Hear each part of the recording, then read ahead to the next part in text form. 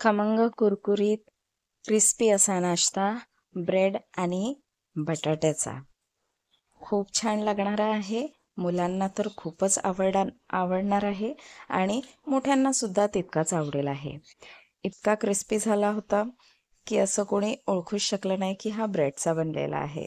इतका छान क्रिस्पी असा लागत होता. खूप छान रेसिपी आहे. तुम्ही चॅनलवर नवीन असाल तर चॅनल सबस्क्राईब नक्की करा आणि व्हिडिओ आवडत असेल तर एक लाईक नक्की करा. इथे मी सगळ्यात आधी भाजी फोडणी घालते आहे. बटाटे उकळून घेतलेले आहे. तेलामध्ये जिरं, मोहरी आणि तीळ घालून घेतलेली आहे. बारीक चिरलेले इथे हिरवी मिरची वापरते आहे. तुम्हाला इथे मुलांसाठी खास बनवत असाल तर स्किप पण करू शकता. त्यानंतर इथे बारीक चिरलेला कांदा भरपूर प्रमाणात घातलेला आहे. 2 कांदा जवळपास मी इथे घातलेला आहे. व्यवस्थित छान परतवून घ्यायचा आहे. खूप अगदी शिजू द्यायचा नाही आहे, पण थोडासा नरम पडू द्यायचा आहे, मऊ पडू द्यायचा आहे. त्यानंतर इथे सुके मसाले घालते आहे. खूप जास्त मसाला नाही. हळद, तिखट आणि जिरेपूड घातलेला आहे आणि थोडासा आमचूर पावडर घातलेला आहे.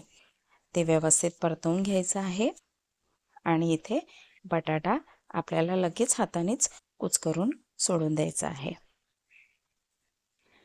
तुम्हाला मॅश करून घ्यायचा असेल तर मॅश पण करू शकता, पण उकळलेला असता तो सहज परतवताना बारीक होऊ शकतो.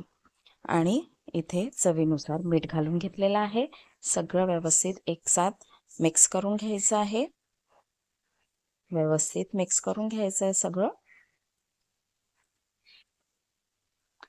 बघा, खूप सोपी पद्धत आहे. पाहताना असं वाटतं खूप मोठी प्रोसिजर असेल, पण अजिबात नाही. इथे फक्त भाजी फोडणी घालून आपल्याला लगेच तयारी करायची आहे.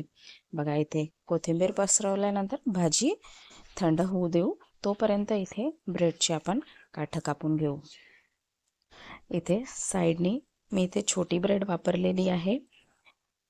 छोटी ब्रेड वापरली की छोटे बॉल्स होतील आहे आणि मोठी ब्रेड वापरली तर मोठे बॉल्स होतील आहे.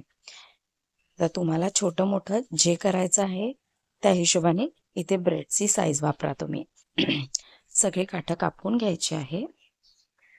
माफ करा, थोडासा गळा बसलेला आहे, त्यामुळे आता इथे मी जितके लागणार आहे तितके सगळे काठं कापून घेतले आहे. हे काठं वाया जाणार नाही आहे, याचे तुम्ही ब्रेड क्रम्स बनवून ठेवू शकता. कधी पण लागतात, त्यामुळे इथे ब्रेड क्रम्स तुम्ही ते बनवून घेऊ शकता. आता बघा, भाजी इथे थंडी झाली आहे. मिक्स करून घेतलं आहे कोथिंबीर आणि एका साईजचे बनवावे म्हणून मी इथे हा चमच्याचा वापर करून घेतला आहे आणि त्या साईजचे सगळे बॉल्स आता बनवून घेते आहे. गोल गोल सगळे बॉल्स पहिले आपल्याला रेडी करून घ्यायचे. बघा, सगळे बॉल्स रेडी करून घेतलेले आहे. आता बघा, इथे दूध घेतलेलं आहे एका पसरट भांड्यात, ज्याच्यात व्यवस्थित आपली ब्रेड डिप होईल असं थोडंसं पसरट भांडं घ्यायचं आहे. ब्रेड डिप करायची आहे. व्यवस्थित तिला निथळून घ्यायची आहे. हाताने असं दाबून दाबून पूर्ण दूध काढून घ्यायचं आहे. खूप ओली राहणार नाही याची तुम्ही शाश्वती घ्या. मधात असा बॉल ठेवून आपल्याला इथे त्याचा बॉल बनवून घ्यायचा आहे. पराठे जसे भरतो तसं इथे बॉल त्या ब्रेडमध्ये पूर्ण करून घ्यायचा आहे. आता इथे तुम्ही थोडासा ओव्हल शेप पण देऊ शकता, बॉलचा शेप पण देऊ शकता, शेप कुठलाही देऊ शकता. मी इथे बॉल शेप केलेले आहे. बघा, दुसरा पण दाखवते आहे. एकदम सोपी आहे. ब्रेड एकदम नरम होऊन जाते, त्याचा इझिली बॉल बनवून घेऊ शकतो आपण. कुठे जर ओपन राहत असेल तर असं चिमटीने तुम्ही त्याला बंद करून घेऊ शकता. असे सगळेच बॉल रेडी करून घेतलेले आहे. इथे तेल तापल्यानंतर तेल छान कडकडीत तापू द्यायचं आहे आणि मग त्याच्यानंतर बॉल्स टाकून घ्यायचे आहे.